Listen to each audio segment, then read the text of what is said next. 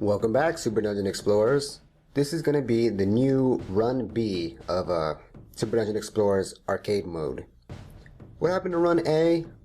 Well, long story short, a lot of mistakes, footage got messed up, and it was just not a great time for us. But that has not stopped me from trying to keep doing more videos and to make them better. So for this, right now my brother is not with me today because I got sick and then I got him sick, and so now I'm recovered, but he's still kind of doing the sniffles, so that doesn't make for good video. However, he will be with us, and for this video, or for this series, I promise it'll be a lot better, and this is how I'm going to make it better. 1. I will release them in intervals, in a sense of they won't be simultaneously done. That way I can do a round, pause, make sure I made no mistakes, and then do another round. Plus, I'm inviting you to play with me, in a similar sense of people who are familiar with games like, or not games, for people who are familiar with Watch It Played, because essentially I'm doing a similar thing. They invite you to play as a third or second player. And so I invite you to play as one of the heroes in this adventure. And my brother and I will control the other two players. Thirdly, I have designed a little UI interface so that you guys can see all the up-to-date stats. Even if we happen to make mistakes, I can edit it in post so that they have the proper numbers. So I can show you right here. It'll have a section for the hero's health, their potions, and their accumulated wrath tokens. So that's pretty nifty. So for future series and for other games which I want to do, I'll design similar interfaces so that you guys can keep track. And of course, where applicable, hey, I do invite you guys to play with me, to talk in the comments, catch my mistakes, and so on and so forth. So let's get right to the game. In today's game, or in this series game, Run B, I will be playing as the Wandering Minstrel. Now, he is incredibly powerful in arcade mode because of his ability Feint, which in arcade mode reduces the enemy's armor value by 1. Now that would have been useful against those turtles last game, but we're not facing them this time. My brother will be the Celestial Herald. And you guys will be playing as the Glimmerdusk Ranger. So the enemies we'll be facing are the Shallow Grave Dual Spawn Point, which has lots of necromancers and skeleton-like monsters. And we'll also be adding the Rattlebones creeps into the mix. Because if you recall, in the previous version, Rattlebones used to be a part of the spawn, but now they're known as creep monsters, so they kind of go into the bigger pool of creatures like the rabbit squirrels and the Giri. And the third spawn we'll be facing is the Salt Pillar. And our two mini-bosses will be Shadow Mode Candy and Salt. Makes sense. And our boss will be Nocturne. Nocturne's a interesting, or Von Drock rather. He's an interesting boss because he can shapeshift. So hopefully that doesn't come in at a bad time for us when we're ready to fight him.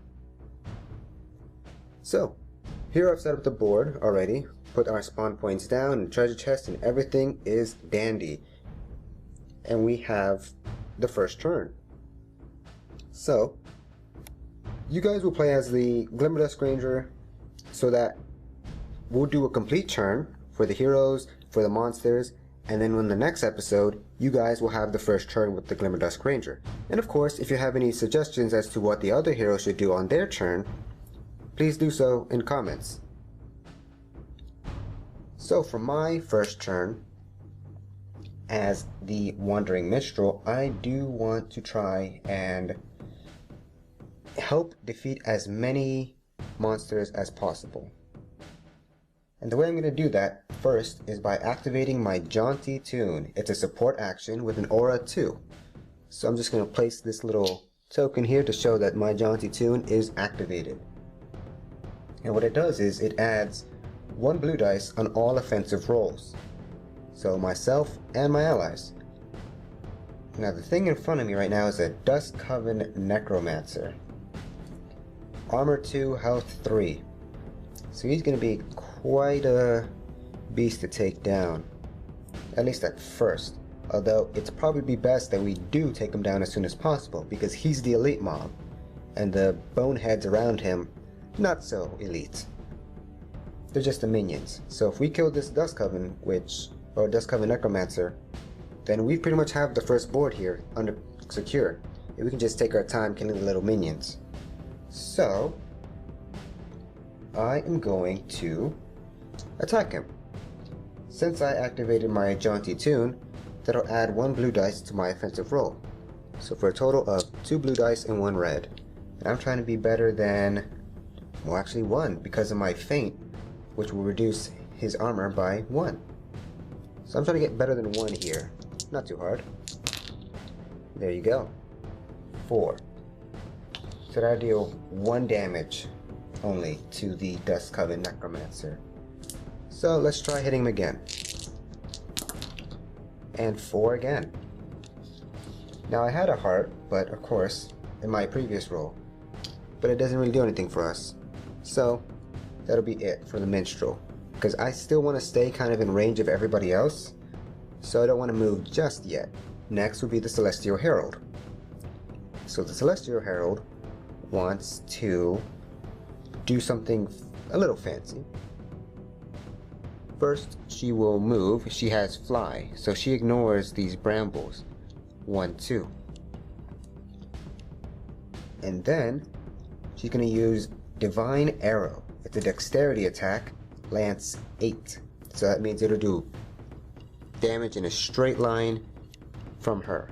So she's going to go like that and shoot straight through here. And she's still within my 2 of my Jaunty Toon. So her dexterity becomes 4 blue dice. Alright. So, hopefully, this will take down the Necromancer and the Bonehead. 1, 2, oh no, yes, 3. I almost thought for a second there I couldn't see the dice and thought it didn't roll up. But yes, it was 3 stars. So that means it'll defeat the Necromancer, pop, and defeat this Bonehead, who has an armor of 1 and health of 1. Pop. So for her third action, she can pick anyone who she wants. So for her third action, she's going to attack this Bonehead. So that's going to be her dexterity attack. She can roll 3 plus the Jaunty Toon of 1. Just cleaning up the mess here. 1, 2, 3. Lovely. Threats are virtually eliminated on this tile, but the next tile is also coming, and there's always a chance that the spawn command could be drawn, which would not fare well. Now, I forgot to mention the Wrath Token's distribution. The Wandering Minstrel would get 1 for activating a support action successfully, the Jaunty Toon, and then the Celestial Herald would get 3 for defeating 3 monsters. Gotta make sure these are always in check, because that's basically the entire point of arcade mode. Alright, so now that the hero phase is over, the Celestial Herald would not move any further. We will get 3 cards for the 3 monsters that we defeated. So the 3 cards we'll get is a Sturdy Cloak, Itty Bitty Wings, and Brass Knuckles. So it makes sense that the Brass Knuckles will go onto the Wandering Minstrel, because he's the only one who can do an attack, or he's the only one who really focuses on his strength value. But I'll hold on to these 2 cards, the Armor and the Itty Bitty Wings, for you guys to decide where you want to put them. So I'm just going to leave them in the backpack for now. Although it does make sense at this very moment to equip them to somebody. or at least the armor one, because if the monsters get in range for an attack, they would attack the Celestial Herald. Although, you know what? It actually does not make sense for the Celestial Herald to wear this, because she can defend with her will value, which is something that's pretty unprecedented in the Super Dungeon Explorer heroes. So if she's not going to even use her armor to defend against it,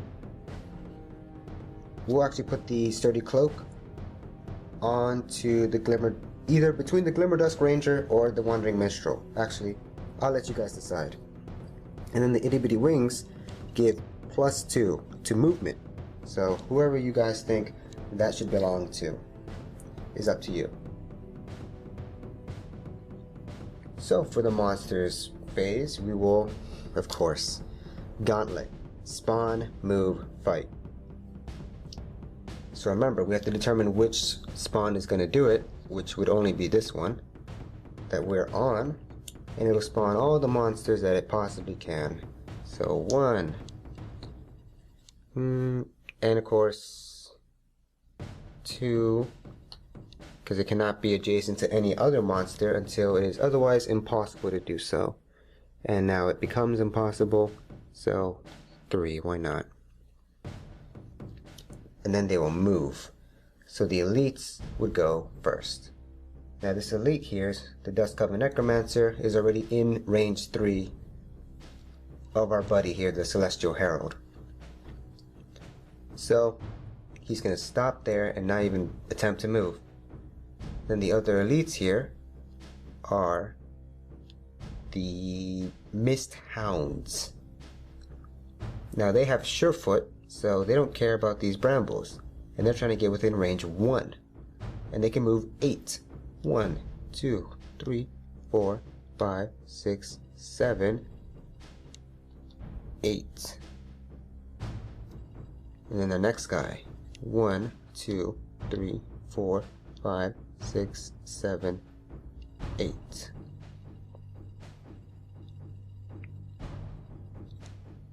And then these Sorrows right here are also elite minions or monsters. So they'll move 5, and they have fly, so they don't care about brambles as well. 1, 2, 3, 4, 5. 1, 2, 3, 4, 5.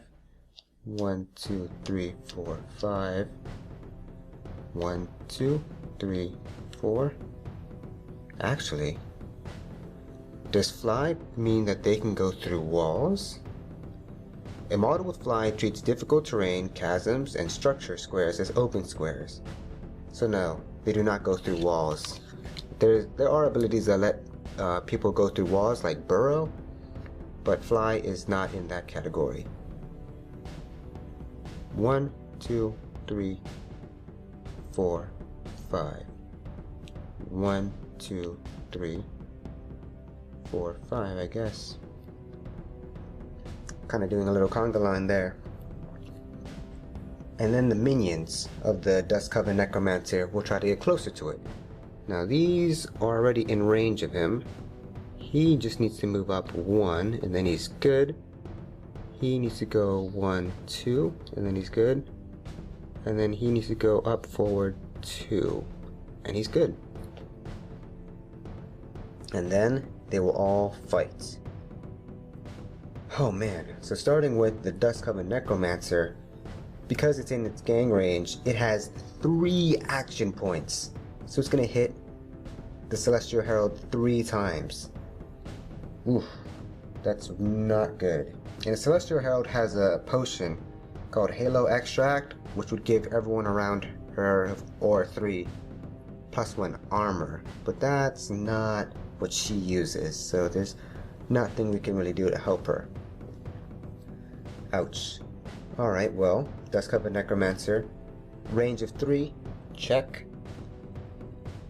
Strength of 3, and it'll attack 3 times. So, Celestial Herald, you have to block 3 attacks from this Necromancer. Strength 3, let's do this. 2, nope. 1 damage. Try it one more time. 3, yes, that's a successful block. And then once more, and no. So she took 2 damage. So she's down to 3 health left. Alright, well, the next on the chopping block would be the Mist Hounds. So one is in range of it, and it's within gang range, so he's going to have a strength of 4. Gosh. But he only has 1 attack because of the action point, and this Mistborn Hound would not get his attack. So that's pretty lucky. So let's try and block a 4-star here, and 5 stars. Alright, now let's check to make sure these Sorrows are not in range. They have a game 5, so let's see, 1, 2, 3, 4, 5, just out of it. Whew. Although, is anyone else in range? Because you have to attack somebody if they can, but no, the Celestial Herald is the closest one up. So that's it. Oh man. We are already in some pretty bad position here, although it's actually pretty great. At the end of the monsters phase, we've successfully done its command, and then we'll be back to us, the heroes, which is where I leave it to you guys. What do you want the Glimmerdusk Ranger to do? My first suggestion here, the Glimmerdusk Ranger has Sparkle Burst. It's a dexterity attack, range 8, burst 1, so we have some pretty prime targets here for some bursting. The Sorrows here have 0 armor and 1 health, so if we were to burst that, they would be just wiped out. But we also have all these creeps and bone guys. These predators, these Mist Hounds, have 3 health but 1 armor, and they have an ability called Predator. And what Predator does is if you're trying to move at an adjacent space, he'll do a basic attack against you, which means if the Celestial Herald tried to move from here, she would take a strength 4 attack. So it would be an attack with the gang range. So here you guys are, a lovely Glimmerdusk Ranger. So let me know, what do you want to do? You have 7 movement, 3 action points, and a whole lot of monsters to kill. Just leave your comments below, and thanks for watching. Well, it actually seems like I made a few mistakes there. That's what you get for not playing the game for a couple of weeks. But okay, so I forgot that in arcade mode, the elite monsters have something called where when you attack them, and instead damage to their minions. So every time that the Wandering Minstrel was to attack Necromancer, which was a total of 2 times, he would have instead hit the minions around him. So what would have happened was they would have died around him and then dropped a bone pile. So I did that, and then when the Celestial Herald came in and again did the lance, she would have killed another bonehead. No, she would have killed a bonehead and done the still have done the damage to the Necromancer, because it's a lance, so it does AoE damage. And then yeah, I forgot to mention that the boneheads drop bone piles, which may come into play later. So the Wandering Minstrel would actually have 3 rack tokens. 1 for activating his jaunty tune, 2 extra for killing the boneheads when he attacked the Necromancer. And then the Celestial Herald would only have 1 for killing the bonehead with the lance, and that's it. And then her third action would have been to hit the Necromancer again when it had no minions around it. Something else that's also very important to know is that the Shallow Grave has Bane Aura, which means that he would give, or actually it would give, Bane to all the red affinity monsters around it within 2 squares. So the Necromancer has Bane, essentially. So during the monster turn, they would all move as I placed them, or rather respawn. All the minions would have respawned, and then the Necromancer would have attacked the Minstrel, again with its gang range and so on and so forth, but now it also has Bane. So he just inflicted Bane onto our Minstrel, and what Bane does is have him discard his highest defense roll when defending. So his first attack would have hit, and then every subsequent attack would have definitely hit because I'm forced to discard my highest roll. It's nearly impossible to defend that. So, the updated stats as they are is that the Wandering Minstrel has 3 damage done onto him and 3 wrath tokens. So he has 2 health left. And now he has Bane. And the Celestial Herald only has 1 wrath token. Now, I've decided to put the Sturdy Cloak onto the Glimmerdusk Ranger because the Wandering Minstrel already has a green slot item, which was the Brass Knuckles. And since the Celestial Herald doesn't defend with armor, it only makes sense to put it onto the Ranger, right? But it's still up to you guys what you just want to do with these itty bitty wings. So let me know. And hopefully I have fixed everything and now the board looks as it's supposed to for when you guys get to decide what you want to do. Thanks for watching.